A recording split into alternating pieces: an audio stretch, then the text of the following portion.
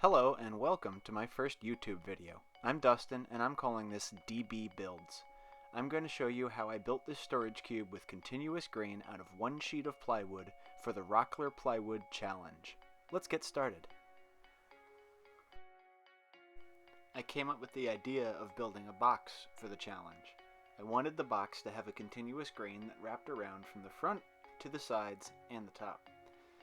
I loosely sketched out my plans in an app called Concepts on my iPad. I also planned my cuts, making sure that the components could be sourced from a single sheet of plywood. I used a half-inch thick sheet of maple veneer True Choice plywood. I picked maple because I like the way the grain looks and figured it would be a good fit for this project. I can't fit a full sheet in my car, so I had the store cut it into two 4-foot panels and broke it down the rest of the way on my table saw.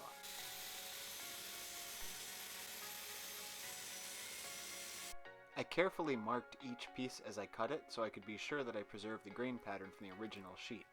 I probably made this harder than it needed to be, but the ends justify the means, right? To make sure the front, top, and bottom of the box were all the same size, I stuck them together using double-sided tape, and I cut them using my crosscut sled on the table saw. I later realized that simply using the table saw fence properly would accomplish the same task, so I cut the sides like a normal human being. To make the grain flow over the edges, I had to cut the panels on a 45-degree angle. I set the table saw appropriately and made a few test cuts to find the right fence distance before cutting down each of the panels. Continuing the theme of doing things the hardest way possible, I decided to cut down the panels to make the side storage compartments at this point. In retrospect, it would have been easier to assemble the whole box and then cut off the side compartments. More on that later. Anyway, I set up a stop block on my crosscut sled to at least make sure all the pieces were the same size. Then I set about gluing up each of the side boxes. I measured and cut side panels for the center box. I wanted to avoid using screws as much as possible, but I also needed something stronger than a butt joint. I decided to add walnut splines to join the panels. When I cut the kerf for the splines, I made sure to leave the fence alone so that the boxes would line up properly. I cut the splines to match the thickness of the saw kerf out of some scrap walnut. I glued and clamped the center box together with the splines in place, then glued on the back panel. I also decided now was a good time to make another mistake. I had cut the splines to the length of the side panels, meaning the front-facing miter cuts would now show an empty gap. Fortunately, this was an easy fix. I marked and cut off a piece to plug the gap. A little glue and you would never know the difference. Unless, I guess, I stopped to point it out. Since miter joints are not particularly strong, I decided to add miter keys to the outer boxes. I dug out my old miter key jig, set the table saw height, and nailed a stop block to it before I cut the kerfs into each corner of the box. Using some of the leftover spline material, I glued and hammered in the keys.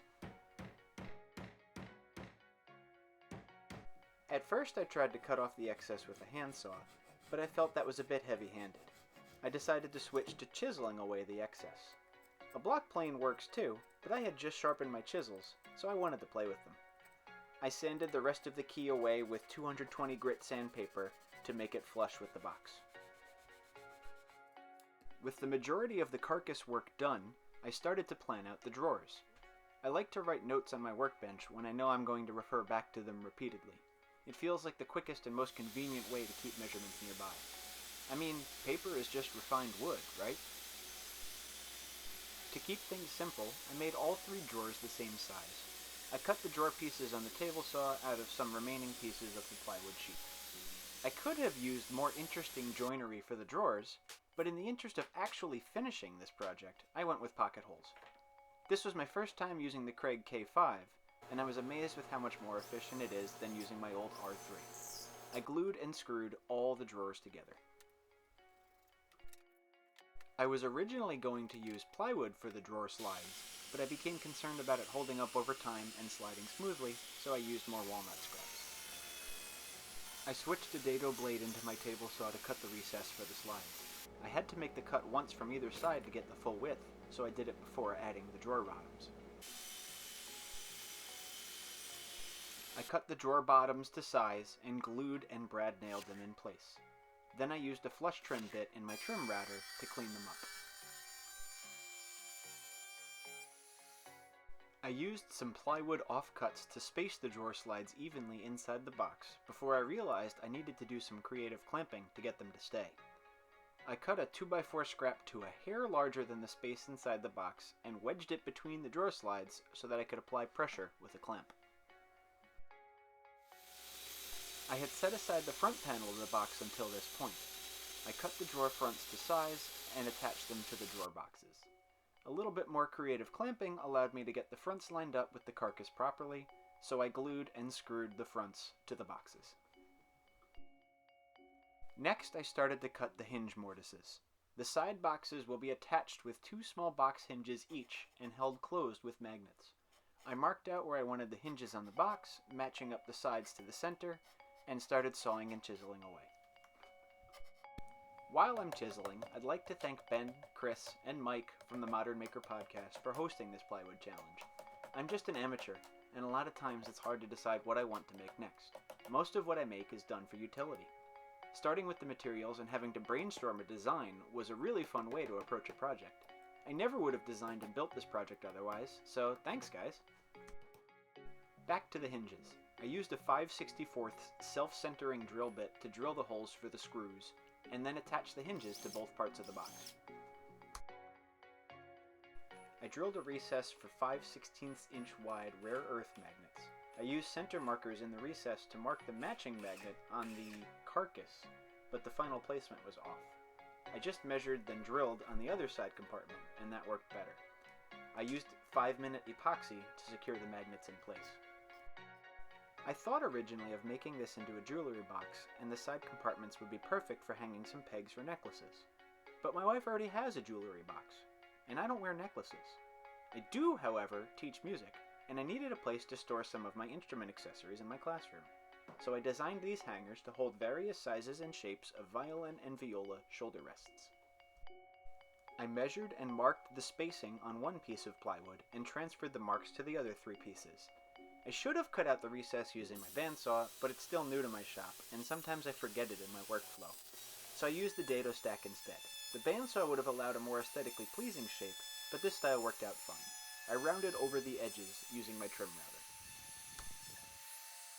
I used some plywood scraps to space out the hangers inside the compartment, and placed a strip of plywood underneath for extra support.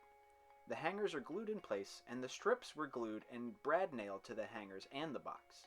If you can see through some lousy camera angles, you can see some more creative clamping that I used to hold the hangers in place as the glue sets. Time for the drawer pulls. I knew I wanted to make something simple out of mostly plywood. I came up with this design and I'm pretty happy with it. I cut a recess in a long thin piece of walnut and cut it into small pieces. I paired them with some thin strips of plywood. The remaining walnut was very thin. After breaking countless pieces, or searching for them after they launched across my shop, I realized it would have been easier to cut them with a handsaw. So I did, but I didn't record it. Oops. With more than enough pieces cut, I glued and clamped the pulls together. After the glue dried, I broke the edges of the pulls on some sandpaper I had stuck to my workbench. I took a whole bunch of measurements trying to place the drawer pulls in the exact center of each panel. What helped the most was using my combination square to check the spacing on either side of the pull. I couldn't tell you what the measurement was, but I know that it was the same for every pull, and that's what counts. One by one, I clamped the pulls in place, but I realized I couldn't drill through from the inside. There wasn't enough space for my drill. So I marked where the pulls were, removed them, and drilled holes in the drawer front. I used the markings to clamp the pull back in place and stuck a brad point drill bit through the hole to mark it on the pull. I drilled the holes in the pulls using this mark as a reference. I drove trim head screws most of the way through the drawer and used the points to help register the pulls on the front of the drawer. I clamped the pulls back into place and drove the screw the rest of the way into the pull. I repeated this technique on each drawer front and was pleased with the final result.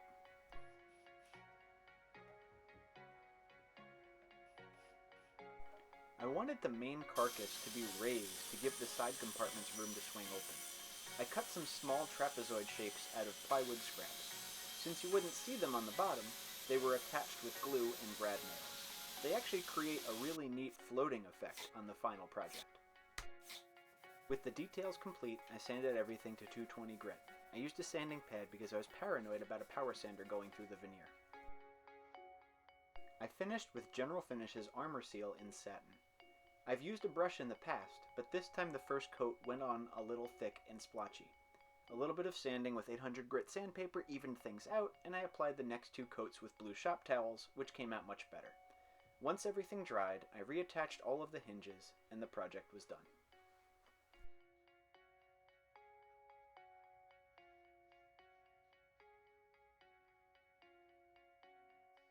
I'd say I used about 75% of the plywood sheet.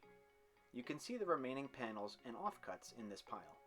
I was absolutely thrilled with the final look of the piece, and as far as accomplishing my initial goals of creating a continuous grain box, I feel I succeeded. Where I came up short was in the alignment of the side compartments. As I said earlier, I should have built the full box and then cut the side compartments out of that to ensure proper alignment. It's not too noticeable from a distance, and I'm going to use it in my classroom anyway, so I'm not terribly concerned. I'll chalk it up as a learning experience. If you like what you're seeing in this video, feel free to subscribe. You can also find me on Instagram at dbbuilds if you want to see what I'm building next. Thanks again to the guys at the Modern Maker Podcast and Rockler for hosting this plywood challenge. If you made it this far, thanks again to you for watching.